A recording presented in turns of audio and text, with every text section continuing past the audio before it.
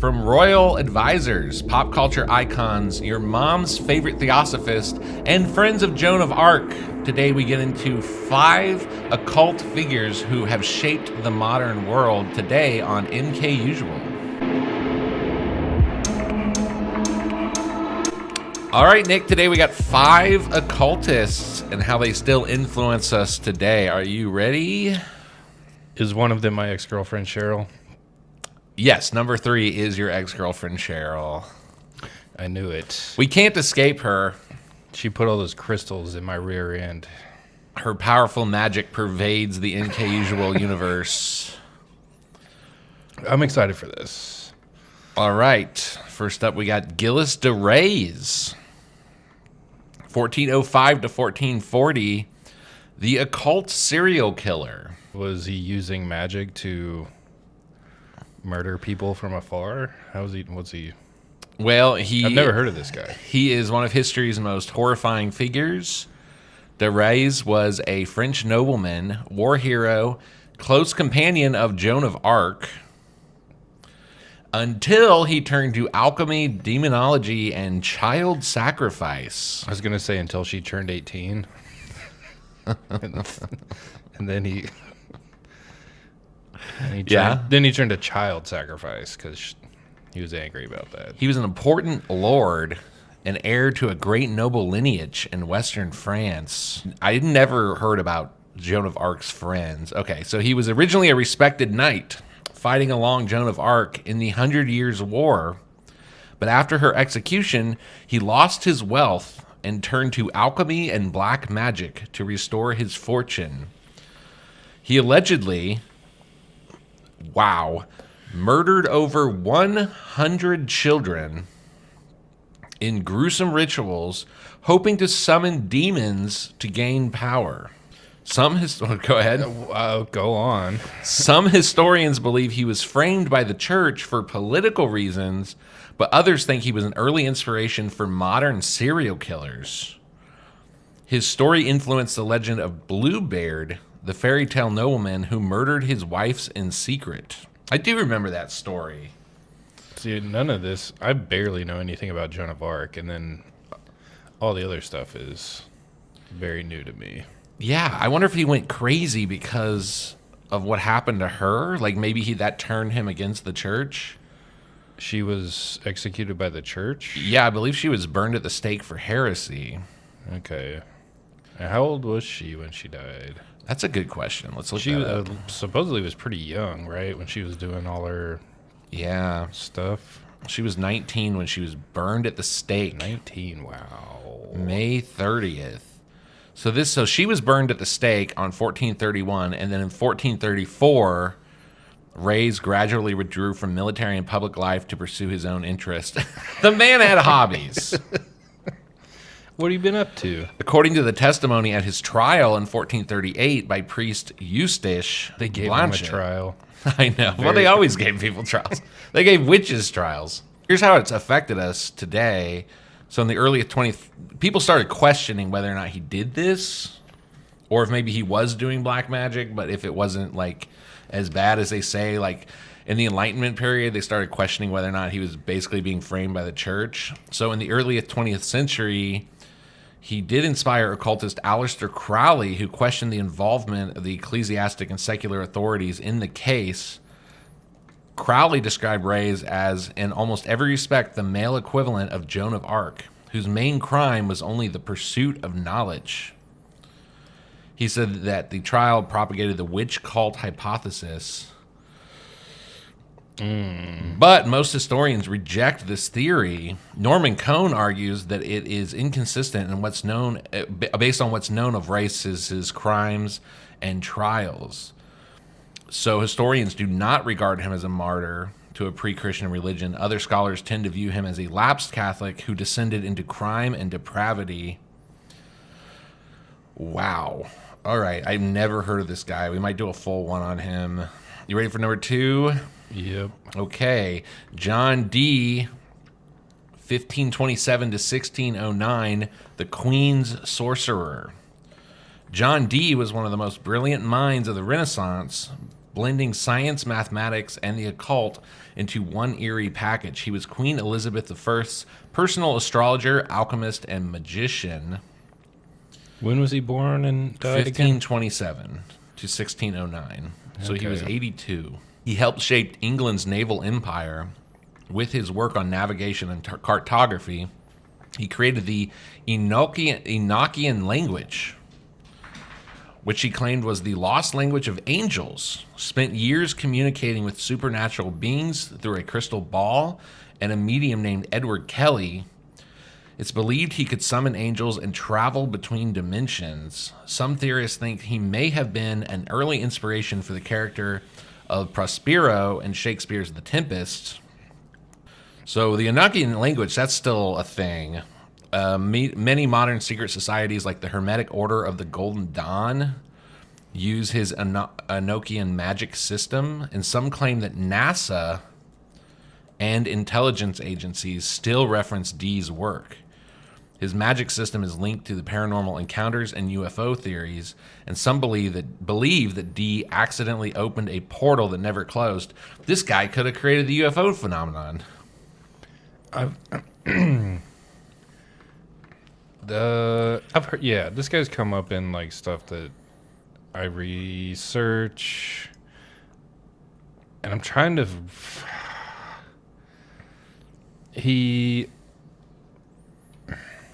There's some tie with him and Shakespeare that go. I want to say that someone was alleging that he was Shakespeare or he wrote a lot of Shakespeare's plays. It was like the conspiracy that Shakespeare was never a real person. It was like a group of people, or Right. it was like a pseudonym. He's one of those suspects. Yeah. Yeah. Man, it's been a while since I thought about this guy. So That's wild that he influenced NASA. I looked up John Dee and NASA, and the first thing that came up is a CIA.gov document classic. called the National Investigations Committee on Aerial Phenomenon. Classic, bro. What year was that? This has got to be fairly recent. Let's see, 2001. Okay. Document release date, March 12th, 2001. So- Publication date, January 1st, 1964. I just learned this recently. You know UAP is not a new thing? It's just a word that they've been using like forever behind the scenes. So really they're not like recreating the will, you know, with the UFO terminology. It's just this Yeah. is what they've been calling it behind closed doors. The public consciousness of it is kind of growing, and they're like, Yes. yeah. Number 3, Helena Blavatsky, 1831 to 1891, the woman who created, quote, New Age beliefs. Blavatsky was one of the most influential mystics of all time, blending Eastern and Western esoteric traditions into a new occult movement that still echoes today. She co-founded the Theosophical Society in 1875, which combined Hinduism, Buddhism, and Western esotericism. Theosophical stuff is so interesting. I feel like it's gotten its hooks into like so much modern New Age stuff. Like that was the beginning. She claimed to have trained with Tibetan masters who taught her hidden knowledge of the universe, wrote The Secret Doctrine, which introduced the idea of root races, a controversial belief in spiritual evolution. Some claim she had paranormal abilities like telepathy and astral projection, and she believed in lost civilizations like Lemura and Atlantis. The Secret Doctrine has a concept called the 7 root races, a mystical evolution theory of humanity, which would be like, That would tie into the ancient. yeah. And she's also saying that like occult knowledge understood science way before even.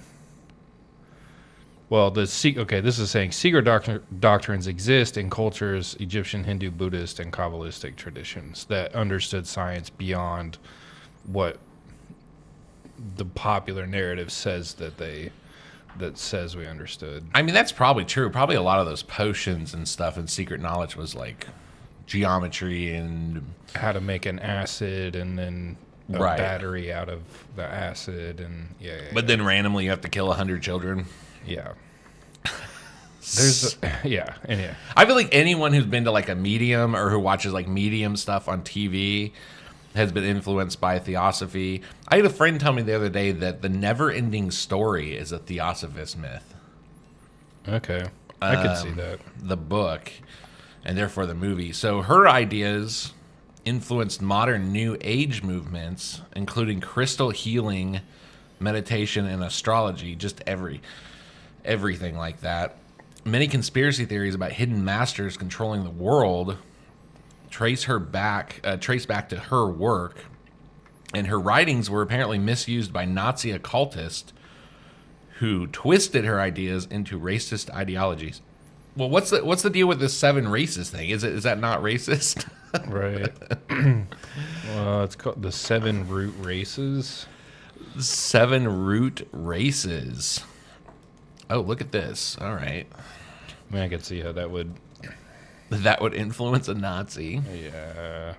Each root race is divided into 7 sub-races. Only 5 root races have appeared so far. The 6th is expected to emerge in the 28th century. What? Polarians are subtle ethereal beings, not physical as we understand today.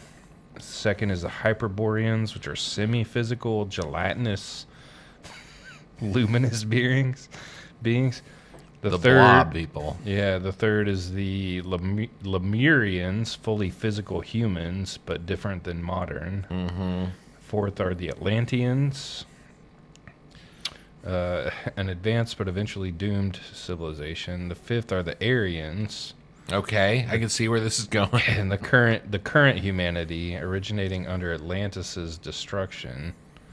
The sixth is the future race, will emerge in the future. The 2800s, it says. Yeah, and then the seventh, the final evolution, are fully spiritual beings, no longer bound to physical bodies. We have to drink the Kool-Aid to get out of these bodies. So it makes me wonder about what the Germans were up to. Were they saying that? Apparently, Hitler was into theosophy. Like I said, I just learned this very recently. Yeah, because they were like the Aryan race, but he maybe is implying that these two races are existing at the same time, Or maybe they thought they could like distill it down to the most pure version of that race, and maybe that would help them move forward. Yeah, supposed. To the blob people? Wait, no, the blob people were first. I've heard some crazy stuff about the Lemurians. Okay, number 4, Aleister Crowley, who will certainly get many old episodes on MKUSUAL. 1875 to 1947. The man who spoke with gods. Crowley wasn't just an occultist. He was a cult leader, drug addict, mountaineer, and self-proclaimed prophet. He created Thelema, a religious philosophy based on a mystical encounter with a being named Awas. A real outdoorsy guy. He's a real outdoorsy. It's weird to just... That's like beefing up his resume a little bit, is it? Like, search engine optimized his resume. So, key facts. Aleister Crowley declared himself the Great Beast 666. Called Christianity a slave religion, wrote the Book of the Law in 1904, supposedly dictated to him by Aiwass, a supernatural entity. Practiced sex magic, oh did he so, blood rituals, and hallucinogenic experimentation to contact spirits. Founded Thelema, which teaches do what thou wilt shall be the whole of the law. And I have heard that that's sometimes mistranslated in a way. I'm not trying to stick up for old Aleister Crowley, but I have heard that we usually read do as thou wilt as being like, do the most depraved things you want. Right. But like he read it more as like transcending so that you want to do good. But he also was doing a crap ton of blood magic and hallucinogens and sex magic. So yeah, like I don't think Crowley would say, oh no, I'm sticking up. Like what I was reading was that Crowley wouldn't say murder whoever you want, have sex with whoever you want, do whatever you want. It's more of like a, I don't know. Anyway, he was expelled from Italy for turning an abbey into a drug-fueled occult commune. This has come up, like, I have friends who would go to Burning Man, and if you look at the satellite view of it's on a place called Black Rock Desert, Okay. which now has Black Rock has taken on multiple meanings: the mercenary group, the evil corporation, but it is a pentagon shape. And the man, the effigy, there's like a half moon shape that points towards the man, like where everyone camps and like parties and shit and gets sand in their butt cracks while they fuck.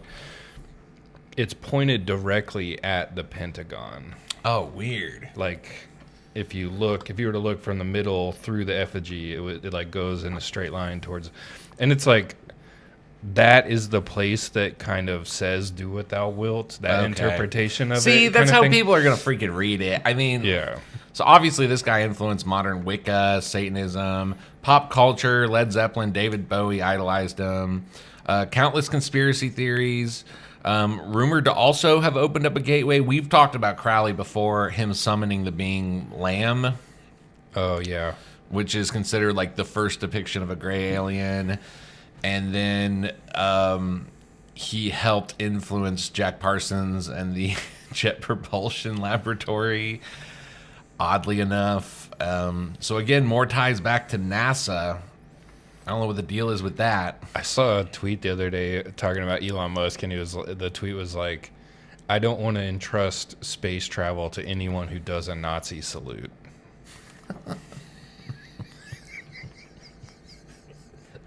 Okay, we'll leave that one there.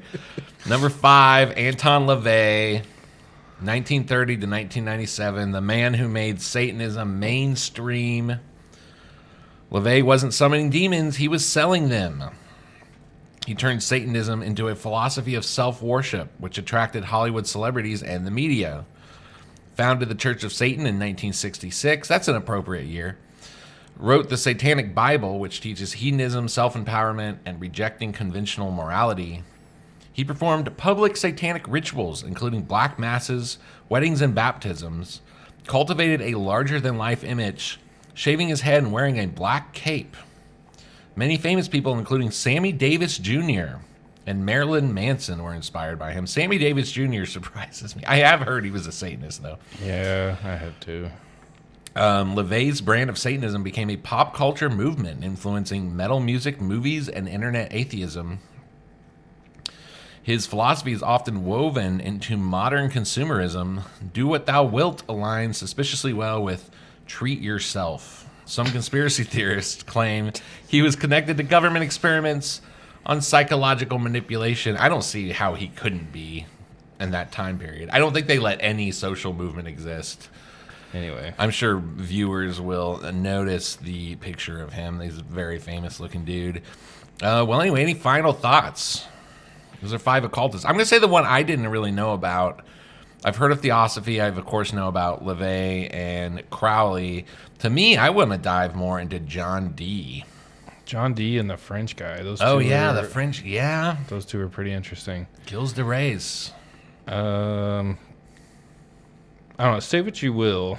This is one thing about the Church of Satan that I think the Bible needs to do not make sexual advances unless given consent. Okay. They don't say that explicitly as much in the Bible as I think they should, and that might be No, they just stone you. if you- 1 point for 1 point for anybody can do that though. I Anybody know. can just be like, you know what the Bible doesn't say, and then you just say a thing like. Anyway, I don't know. What do you think about Satan? Comment below. yeah. There's so many different like pop culture versions of that religion. There's the type that is just like straight up atheist. There's the type that has like those moral codes. There's the LaVey Crowley type. I'm not saying consent is bad. Say what you want. But they say don't sneeze at the buffet. I don't see Moses talking about sneezing at the buffet. This ties in the Anton LaVey, they practice apparently something called a destruction ritual, cursing an enemy through psychological release. So like we're gonna get into all these people. Wah, wah, wah, wah, poop your pants. Wah, wah, wah, wah, wah. Do it at work. Wah, wah, wah. That's what your ex-girlfriend. We went full circle. I poop my pants so much at work. We love you.